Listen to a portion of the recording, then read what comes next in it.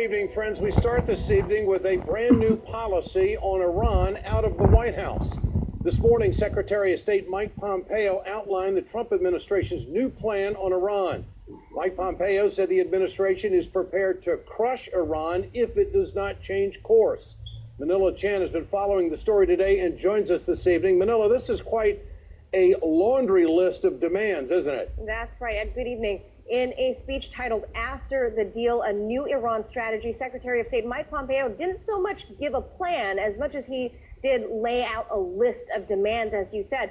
Pompeo told Iran that if they don't give in to all of America's demands, they will be met with the strongest sanctions in history and face bigger problems than they ever have before. The sting of sanctions will be painful if the regime does not change its course from the unacceptable and unproductive path it has chosen to one that rejoins the League of Nations. These will indeed end up being the strongest sanctions in history when we are complete. The regime has been fighting all over the Middle East for years. After our sanctions come in force, it will be battling to keep its economy alive. Iran will be forced to make a choice. Either fight to keep its economy off life support at home or keep squandering precious wealth on fights abroad. It will not have the resources to do both. And those demands look like this. Iran will have to declare the International Atomic Agency, declare to them that they will abandon their nuclear programs forever. They'll also have to provide the IAEA with unfettered access to all of their former sites. They'll also have to stop all plutonium enrichment and close those reactors.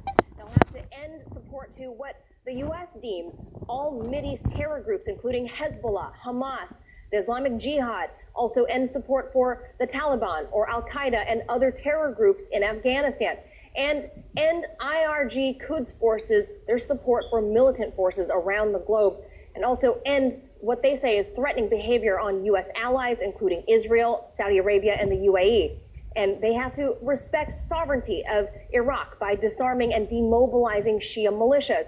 They also demand that Iran withdraw all Iranian-controlled forces from Syria. That's a big one there. And release all U.S. citizens and citizens of U.S. partners and allies all across the globe. Certainly unabashed tough talk from Trump's top diplomat. Now, Iran's President Rouhani responded by saying the U.S. cannot make decisions for Iran and other independent countries. Now, critics also saying this is no sort of plan B, citing that Trump said he could make the deal better. But this is simply a list of U.S. demands with a threat of sanctions if those demands are not met. This leaves the UK, France, Russia, China, Germany, and the EU still locked in the original JCPOA deal brokered by former President Obama and John Kerry. The conditions set forth by Pompeo this morning would depend heavily on those remaining Iran deal states to cooperate with the U.S.